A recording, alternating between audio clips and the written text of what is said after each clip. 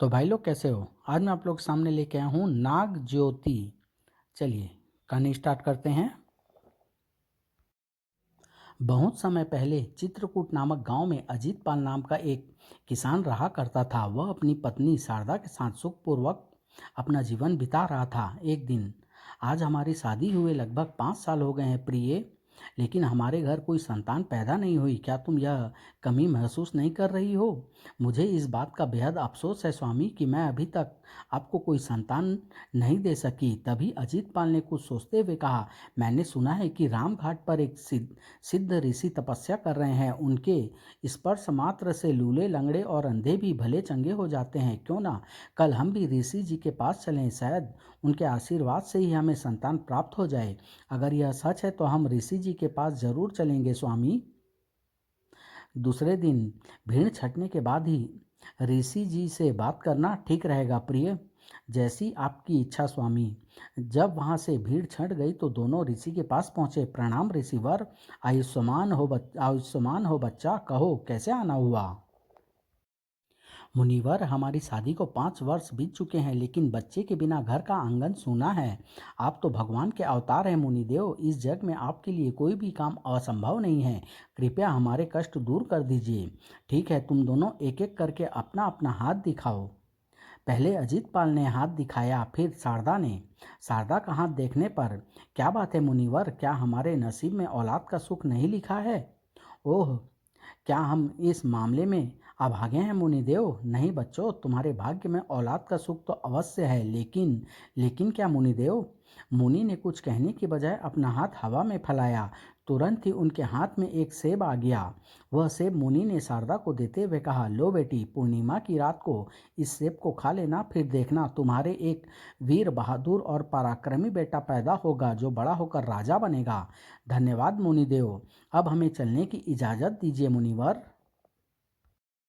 लेकिन मुनिवर तो किसी सोच में खोए हुए थे। मुझे इन्हें असलियत से अवगत करा देना चाहिए। उन्हें सोच में डूबा देख अजीत पाल ने पुनः जाने की आज्ञा मांगी। अब हमें चलने की इजाज़त दीजिए मुनिवर। नहीं, जरा बैठो, हम तुमसे एकांत में कुछ बात करना चाहते हैं बेटा। ओह ठीक है, शारदा तुम जरा दूर चली जाओ। जी बहुत अच्छा। जब शारदा दूर चली गई, मैंने तुम्हारी मनोकामना पूरी अवश्य कर दी है बच्चा, मगर एक बात का दुख है कि जिस दिन तुम्हारे घर बेटा पैदा होगा उसी दिन तुम अंधे हो जाओगे। अब संतान पाना न पाना तुम्हारी इच्छा पर निर्भर करता है। ओह, अगर मेरी मानो तो संतान की लालसा छोड़ दो बच्चा। मैं इस विषय में सोचूंगा मुनिवर, अब आज्ञा दीजिए, कहकर अजीत पाल चल पड़ा। और जब वह शारदा के पास पहुंचा, आप कुछ परेशान और हैरान से नजर आ रहे हैं स्वामी, क्या बात है? क्या मुनिदेव ने किसी अनिष्ट की आशंका व्यक्त की है? अजीत पाल सोच में पड़ गया। अगर मैंने शारदा को यह बात बता दिया कि हमारे बेटा पैदा होते ही मैं अंधा हो जाऊंगा, तो शारदा कभी सेब नहीं खाएगी और सारी उम्र उसकी गोद सुनी ही रहेगी। पति को खामोश देखकर शारदा पुनः बोली, क्या बात है स्वामी, आप चुप क्यों हैं? पत्नी के पुनः पूछने पर अजीत पाल सच्चाई बताने का साहस न कर सका, अतः उसने झूठ का सहारा लिया। मुनिदेव ने कहा है कि हमारे बहुत सुंदर बच्चा होगा, हमें उसकी देखभाल में कोई कसर नहीं छोड़नी चाहिए। यह भी कोई कहने की बात है स्वामी, हम अपने बेटे को बड़े जतन से पालेंगे। चलो अब घर चलें। फिर दोनों अपने घर की ओर चल पड़े। और फिर पूर्णिमा की रात को शारदा ने सेब खा लिया। वक्त गुजरने लगा। ज्यों ज्यों शारदा के मां बनने का समय निकट आ रहा था, त्यों त्यों अजीत पाल की चिंता और परेशानी बढ़ती जा रही थी। मैंने अच्छा नहीं किया, मुझे शारदा पर सच्चाई जाहिर कर देनी चाहिए थी। सच्चाई जानकर वह कभी मां बनने का ख्याल दिल में नहीं लाती। लेकिन अब क्या हो सकता है, उसके मां बनते ही मैं अंधा हो जाऊंगा। ऐसी दशा में मैं शारदा और अपने बेटे का पालन पोषण कैसे कर पाऊंगा? तभी उसके दिमाग में एक विचार आया, शारदा आने वाले वक्त में किसी भी क्षण माँ बन सकती है। मुझे अंधा होने से पहले मक्की की फसल बो देनी चाहिए। और एक दिन, यह क्या हो गया? मुझे कुछ भी दिखाई नहीं दे रहा है, चारों तरफ अंधकार ही अंधकार फैला है।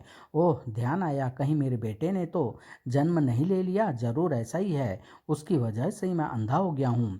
तभी उसके कानों से अपने पड़ोसी की आवाज़ टकराई, अजीत, ओ भाई अजीत पाल, क्या बात है भाई? अजीत पाल का पड़ोसी उसके करीब पहुंचा। अरे भाई अजीत, तुम भी कमाल के आदमी हो। मैं अभी अभी तुम्हारे घर से आ रहा हूँ। तुम्हारे चांद जैसा बेटा हुआ है। इस वक्त तो तुम्हें अपने घर होना चाहिए था। कहते कहते जैसे ही उसकी नज़र अजीत पाल के चेहरे पर पड़ी, अरे तुम कुछ परेशान और हैरान से नजर आ रहे हो। क्या बात है बंधु? मैं हमेशा के लिए अंधा हो गया हूँ दोस्त। क्या? मुझे मेरे घर तक पहुंचा दो दोस्त। हाँ हाँ चलो भाई। जब अजीत पाल अपने घर पहुंचा और शारदा को यह पता चला कि उसका पति अंधा हो गया है तो वह बेहद दुखी हो उठी। यह सब कैसे हो गया स्वामी? माफ करना शारदा, मैंने तुमसे झूठ कहा था। फिर अजीत ने शारदा को ऋषि की भविष्यवाणी का सारा वृतांत सुना दिया। सब कुछ सुनकर वह बोली, काश आप मुझे पहले यह बात बता देते तो मैं माँ बनने का ख्वाब भी अपने दिल में नहीं लाती। होनी बलवान होती है शारदा, उसके सामने किसी का बस नहीं चलता। लेकिन तुम किसी तरह की चिंता ना करो प्रिय, मैं इस अवस्था में भी गुजर कर लूँगा। लेकिन जो हुआ अच्छा नहीं हुआ स्वामी। मुझे इस बात का कोई दुख नहीं है प्रिय कि मैं अंधा हो गया हूँ। बस यही सोच सोच कर खून जल रहा है कि अब कभी अपने बेटे की सूरत भी नहीं देख सकूँगा।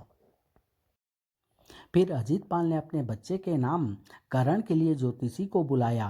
तुम्हारे बेटे का नाम विक्रम रखा जाए तो बेहतर रहेगा। यह बड़ा होकर वीर और पराक्रमी बनेगा और इसके भाग्य में राजयोग है। नक्षत्रों की योग बताते हैं कि जब विक्रम को 25 साल हो जाएगा तो तुम्हें आंखों की रोशनी भी मिल जाएगी अजीत पाल। तुम फिर से सारी दुनिया देखने लगोगे। क्या सच ज्योतिषी जी? हाँ बिल्कुल सच। इसके बाद ज्योतिषी चला गया और शारदा व अजीत पाल विक्रम के पालन पोषण में जुट गए। विक्रम पढ़ने में बड़ा तेज निकला और फिर 10 साल की उम्र में ही वह धनुष बाण चलाने लगा। 20 साल का होने तक विक्रम के शरीर में शेरों को तक को मार गिराने की शक्ति भर गई। एक दिन आए, यह क्या? किसी ने मेरे तीर को काट दिया। ऐसा तीरंदाज कौन हो सकता है? राजकुमार ने आसपास नजर दौड़ाई। यहाँ तो कोई भी दिखाई नहीं दे रहा है। तभी विक्रम पेड़ की आड़ से निकलकर राजकुमार की तरफ बढ़ा। गुस्ताखी माफ हो भद्र, आपके तीर को मैंने काटा है। हिरण जैसे प्यारे जानवर का शिकार करना पाप है। ओह, अगर मैं तुम्हारी धनुर्विद्या का कायल न होता तो इसी वक्त तुम्हारे शरीर के टुकड़े टुकड़े कर डालता। शायद तुम मुझे नहीं जानते, मैं इस देश का राजकुमार हूँ। ओह, तो आप राजकुमार हैं? हाँ, मगर तुम कौन हो? मेरा नाम विक्रम है। मैं किसान अजीत पाल का पुत्र हूँ। जंगल के उस पार हमारे खेत हैं। मैंने आपको जंगल में प्रविष्ट होते देखा तो आपके पीछे पीछे चला आया। तुम एक वीर और बहादुर नौजवान हो। हमें तुमसे मिलकर बेहद खुशी हुई विक्रम। क्या तुम हमारे यहाँ नौकरी करना पसंद करोगे? माफ़ करना राजकुमार, मुझे आपकी नौकरी मंजूर नहीं, क्योंकि मैं अपने बूढ़े माँ बाप को छोड़कर कहीं नहीं जा सकता।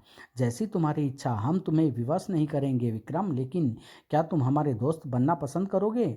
मुझ गरीब को आप अपना दोस्त बनाना चाहते हैं? मेरे लिए यह खुशी की बात है राजकुमार।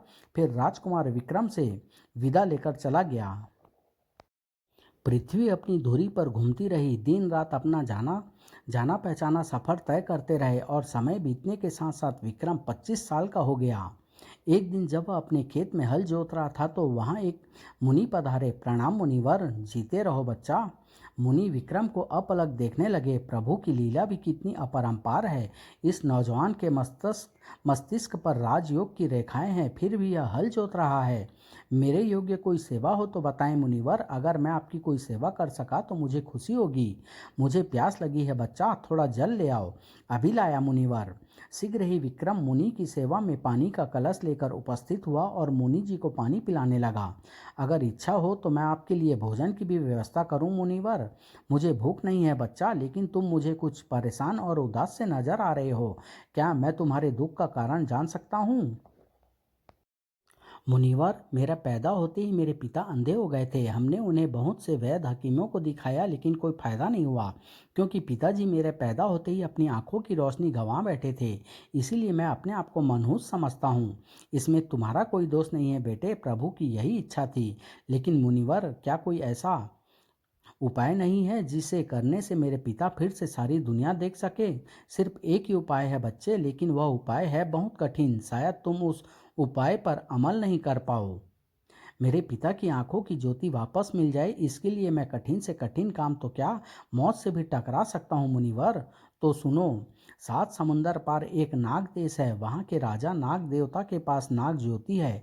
अगर तुम किसी तरह नाग ज्योति ले आओ तो उसे आंखों से छुआते ही तुम्हारे पिताजी की आंखों की ज्योति वापस लौट आएगी। लेकिन नाग देश पहुंचना मौत से खिलने के बराबर है बेटा। मुझे अपनी जान की कोई परवाह नहीं है मुनिदेव, आप मुझे कोई ऐसा उपाय बताएं जिससे कि नाग देवता मुझे नाग ज्योति आसानी से दे दें।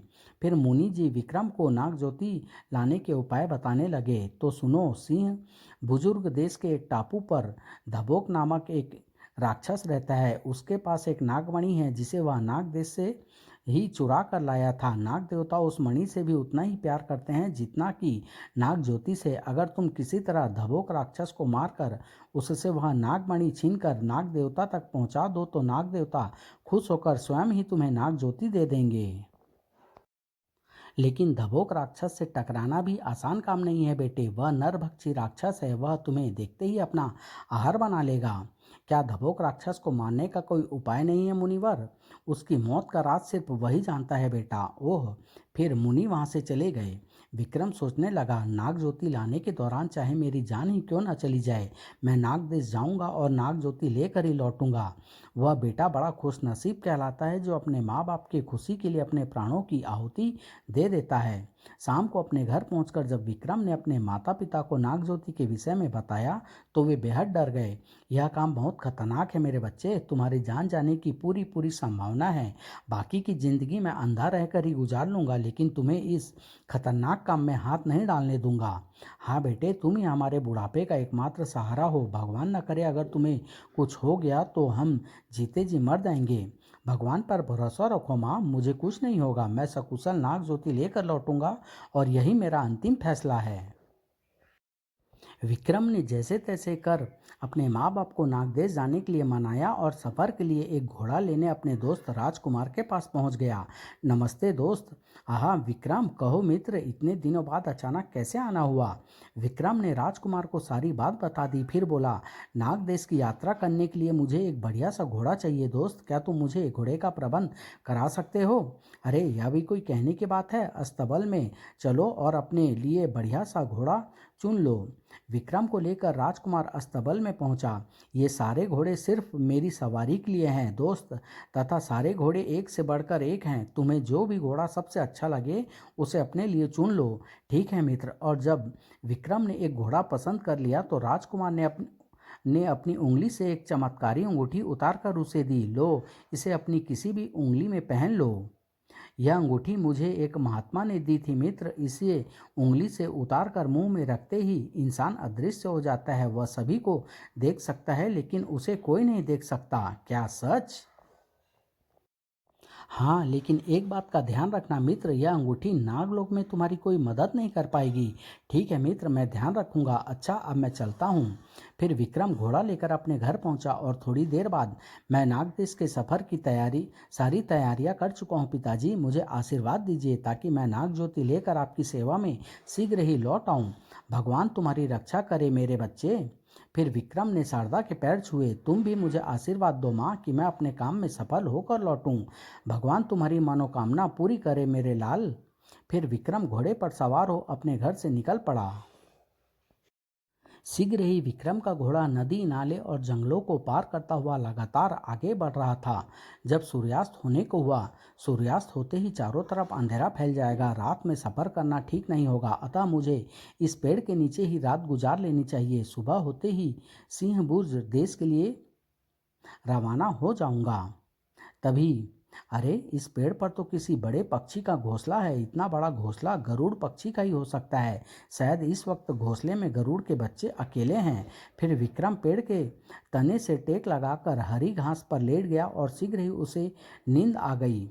लेकिन ठीक आधी रात को अपने घोंसले की ओर एक सर्प को आते देखकर गरुड़ के बच्चे बुरी तरह भयभीत हो उठे। ए मुसाफिर, हमें बचाओ! उसकी पुकार सुनकर विक्रम की नींद टूट गई। है यह मानवी स्वर कहाँ से आ रहा है? हम गरुड़ के बच्चे बोल रहे हैं। मुसाफिर, हमें इस सर्प से बचाओ, हम बहुत छोटे हैं इसलिए उड़ नहीं सकते। यह सर्प कल भी हमारे 2 भाइयों को खा गया था। ओह! विक्रम ने झट पेड़ पर चढ़कर अपनी म्यान से तलवार निकाली और तलवार के एक ही वार से सर्प के 2 टुकड़े कर दिए। जो कि पेड़ से नीचे गिर पड़े। हम तुम्हारा यह एहसान कभी नहीं भूलेंगे मुसाफिर। मैंने तुम पर कोई एहसान नहीं किया मेरे नन्हे मुन्ने दोस्तों, तुम्हें बचाना मेरा फर्ज था। अरे हाँ, तुम यहाँ अकेले कैसे हो और तुम्हारे माँ बाप कहाँ हैं? हमारे माँ बाप आज से 3 रोज पहले यहाँ से भोजन की तलाश में निकले थे, परंतु अभी तक वापस नहीं लौटे हैं। न जाने किस मुसीबत में फंस गए हैं। तुम हमारे बसेरे पर आए हो, इसलिए हमारे मेहमान हुए। पेड़ के नीचे विश्राम करो, हमारे माँ बाप लौट आएंगे तो तुम्हारा खूब आदर सत्कार करेंगे। ठीक है प्यारे दोस्तों।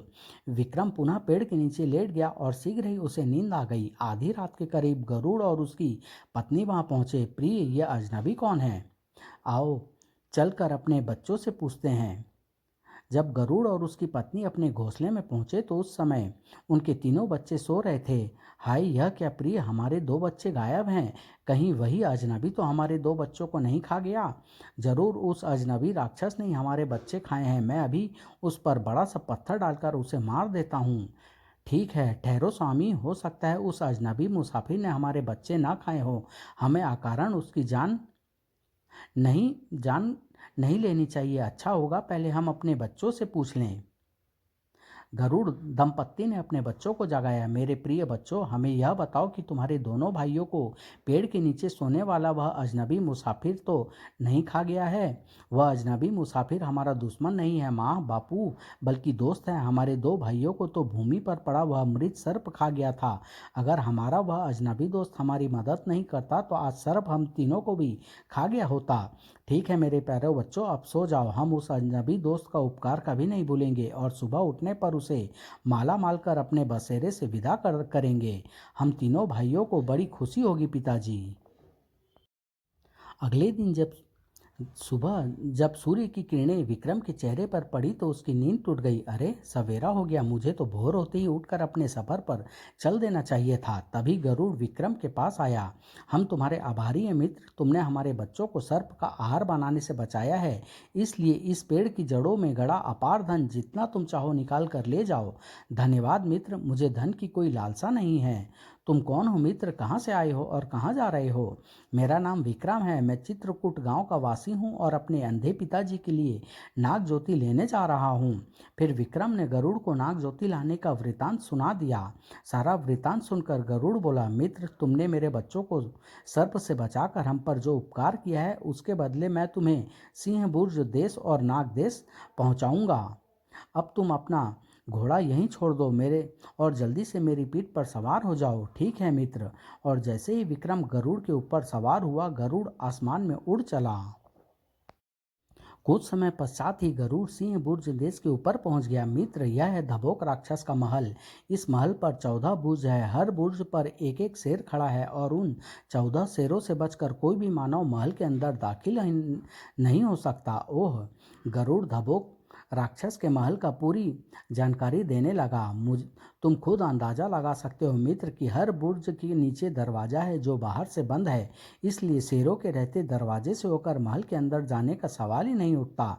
मित्र, वास्तव में धबोक राक्षस ने महल की सुरक्षा का बहुत ही कड़ा प्रबंध कर रखा है। हाँ, अब तुम बताओ दोस्त कि इस अवस्था में तुम महल के अंदर कैसे पहुंचोगे? मेरे पास एक चमत्कारी अंगूठी है मित्र, उसे मुंह में रखते ही मैं अदृश्य हो जाऊंगा। तब मुझे शेर क्या, धबोक राक्षस भी नहीं देख सकेगा।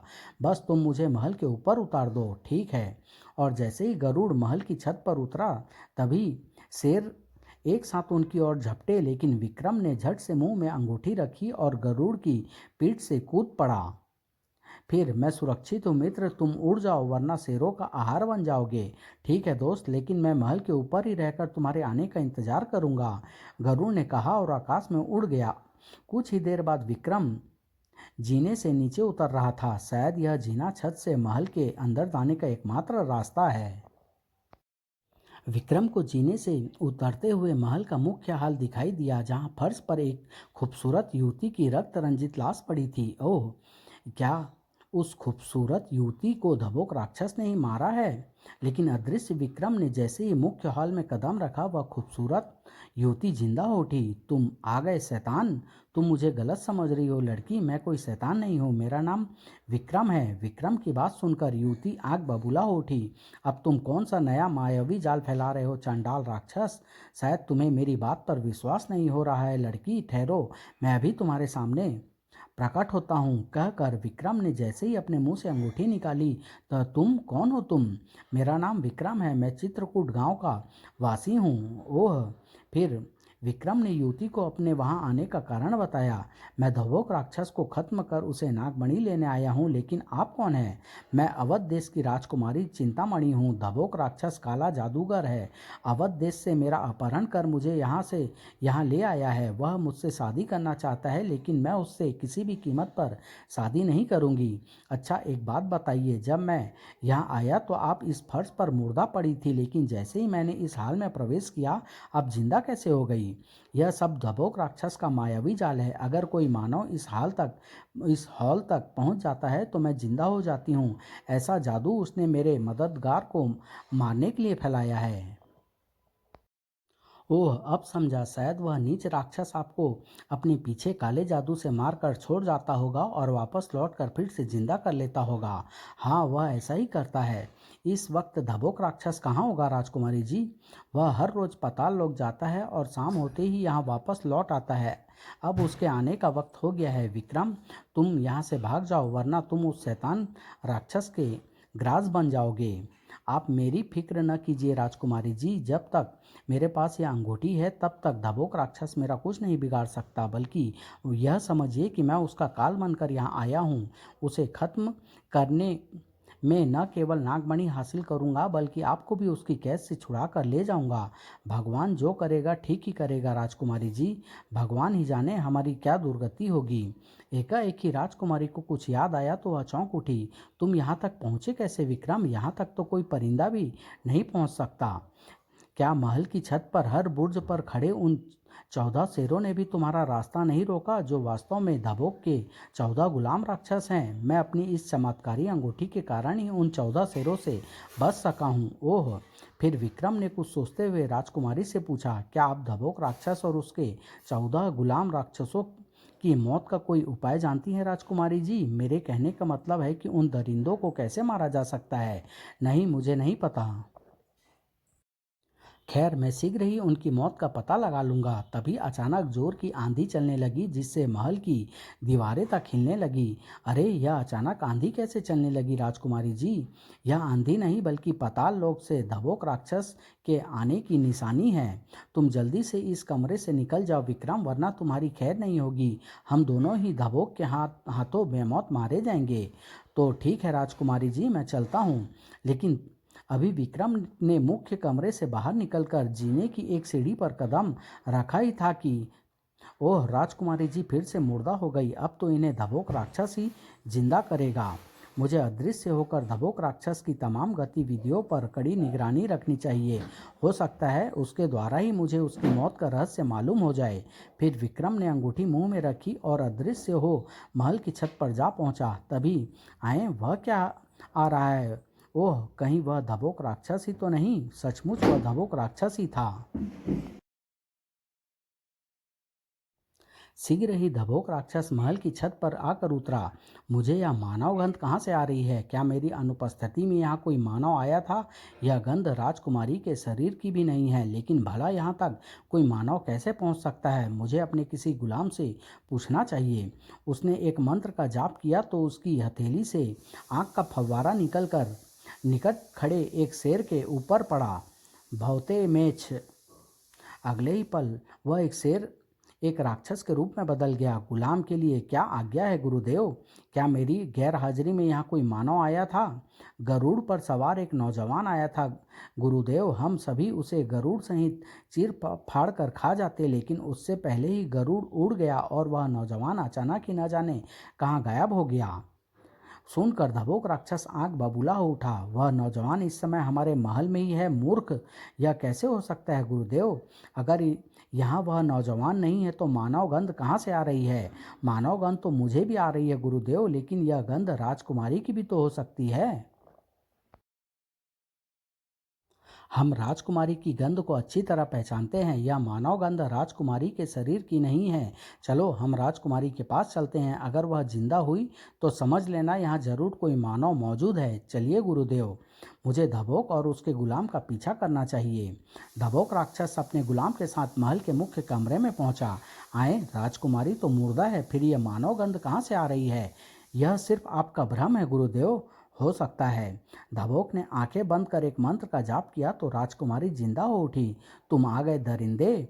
इस दुष्ट जादूगर राक्षस को मारकर इससे नागमणि हासिल करना कोई आसान काम नहीं है। अपने होने वाले पति को अब शब्द बोलना बुरी बात होती है। मेरी होने वाली रानी चिंतामणि, खामोश दुष्ट, अपनी गंदी जुबान से मेरा नाम मत ले। मैं अपनी जान दे दूंगी लेकिन तुझसे कभी विवाह नहीं करूंगी। नीच नाराधम, तुम मेरी इच्छा के खिलाफ कुछ नहीं कर सकती, इसलिए अपनी जान देने की बात भूल जाओ और यह बताओ कि यहाँ कोई मानव तो नहीं आया था? मेरे सिवा यहाँ कोई मानव नहीं है शैतान। भला जानबूझकर कौन मौत के मुंह में चला आएगा? तुम झूठ बोल रही हो राजकुमारी। अगर तुम्हें मेरी बात का यकीन नहीं है तो अपने नर्क रूपी महल की तलाशी लेकर देख लो। राजकुमारी जी ठीक कह रही है गुरुदेव, हमें अच्छी तरह महल की तलाशी लेनी चाहिए। ठीक है, चलो। फिर धबोक और उसका गुलाम राक्षस मुख्य कमरे से बाहर निकल गए। अदृश्य विक्रम पुनः धबोक और उसके गुलाम के पीछे पीछे चल पड़ा। उन दोनों ने महल का चप्पा चप्पा छान मारा लेकिन उन्हें कोई मानव नहीं मिला।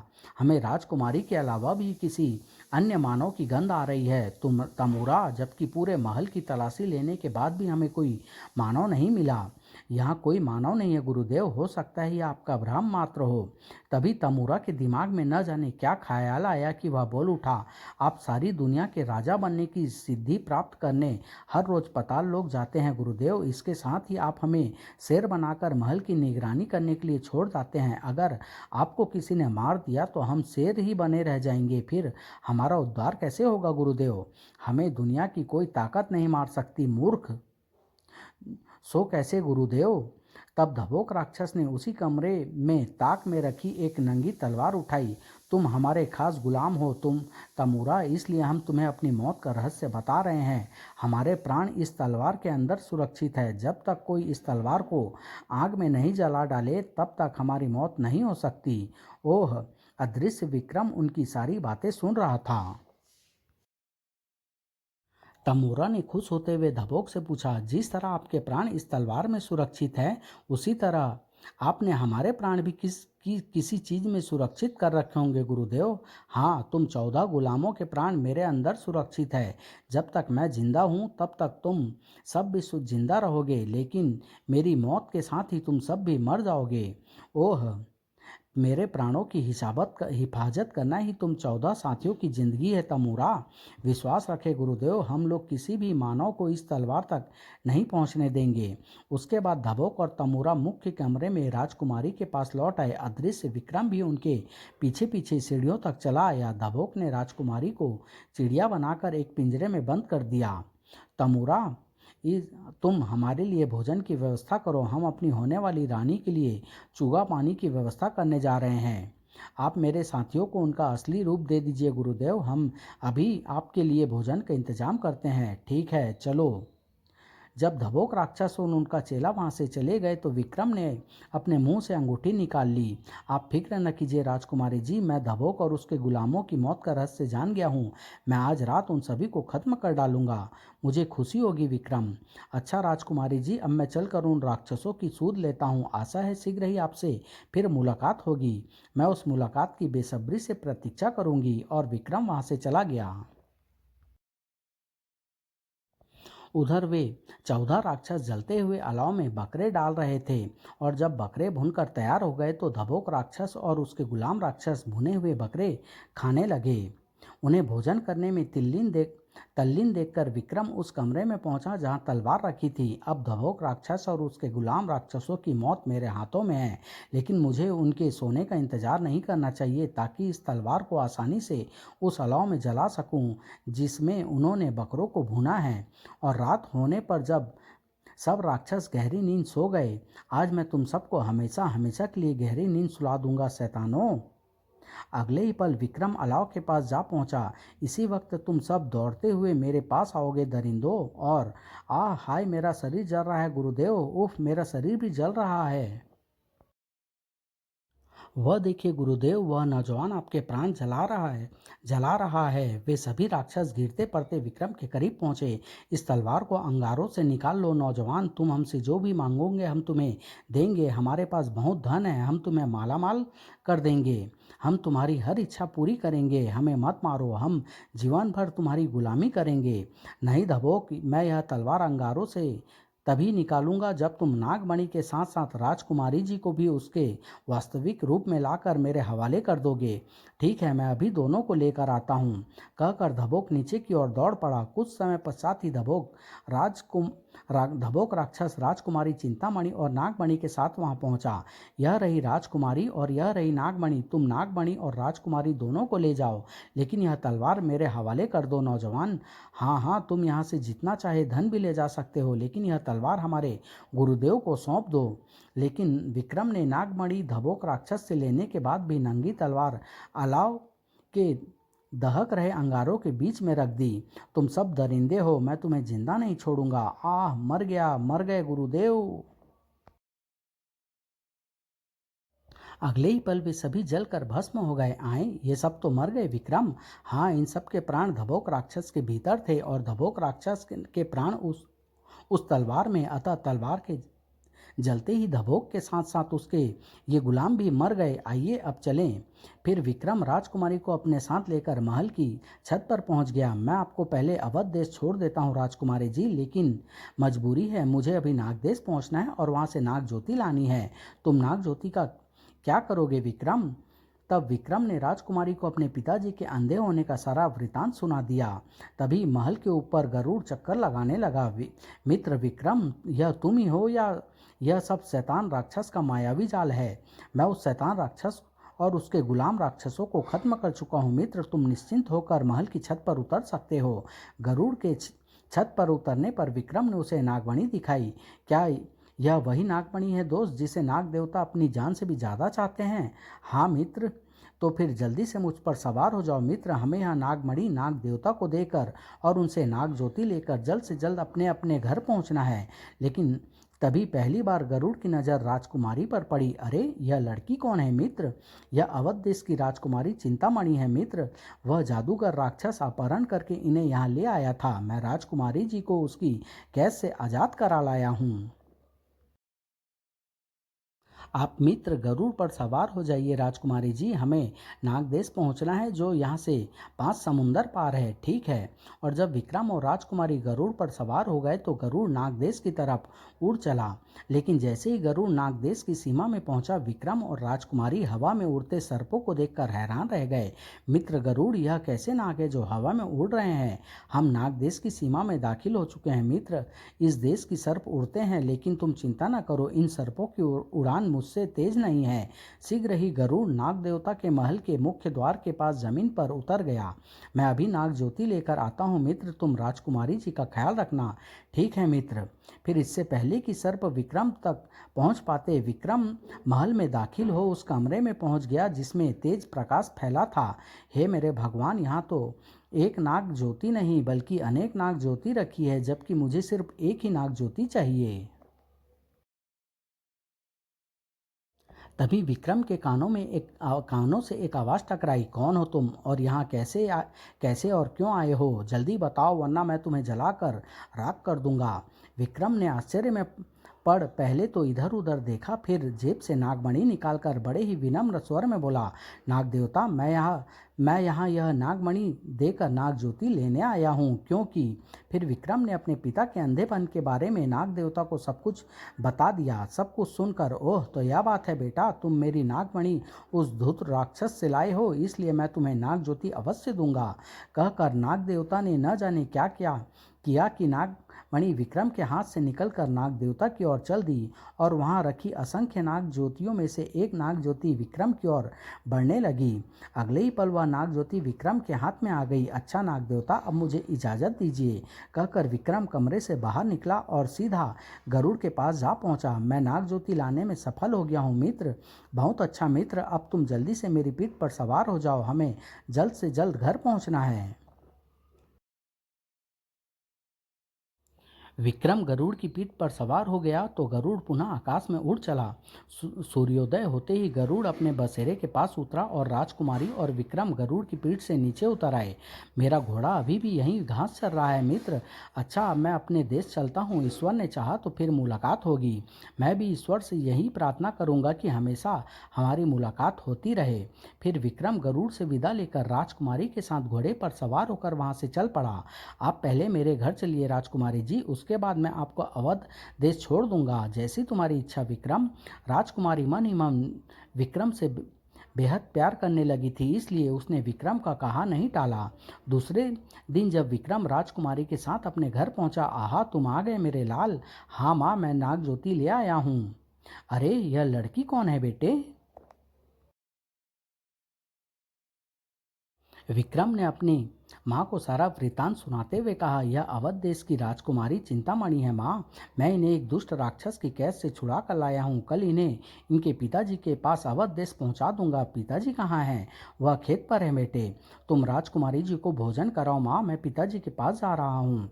विक्रम नाग ज्योति लेकर अपने पिताजी के पास खेत में पहुँचा और उसने जैसे ही अजीत की आंखों को नाग ज्योति छुआई, वह खुशी से चीख पड़ा, विक्रम मेरे बच्चे, मुझे सब कुछ दिखाई दे रहा है, मैं सब कुछ देख सकता हूँ मेरे लाल।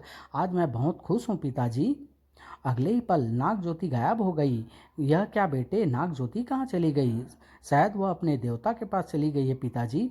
उधर अवध नरेश भीमसेन अपनी बेटी चिंतामणि की यादों में खोए सिंहासन पर बैठे थे। न जाने उस दुष्ट राक्षस की कैद में मेरी बेटी किस हाल में होगी, न जाने वह उसके साथ क्या सलूक कर रहा होगा। तभी पिताजी, अरे चिंतामणि मेरी बेटी। हाँ पिताजी, मैं। लेकिन तू उस दुष्ट राक्षस धबोक की कैद से आजाद कैसे हुई? यह सब इन्हीं की वजह से हो सका है पिताजी, इन्होंने ही उस राक्षस को मारा था। कहकर राजकुमारी ने विक्रम द्वारा राक्षस के मारे जाने की सारी बात अपने पिता को बता दी। तब राजा भीमसेन विक्रम से मुखातिब होकर बोले, तुमने हमारी बेटी का जीवन उस दुष्ट राक्षस से बचाया है नौजवान, इसलिए हम तुम्हारे आभारी हैं और घोषणा करते हैं कि अगर राजकुमारी को मंजूर हो तो हम जल्दी ही राजकुमारी के साथ तुम्हारा विवाह कर देंगे। मैं एक किसान का पुत्र हूँ राजन, राजकुमारी के योग्य नहीं हूँ, फिर भी आपकी आज्ञा मेरे मेरे लिए सिरोधार्य है।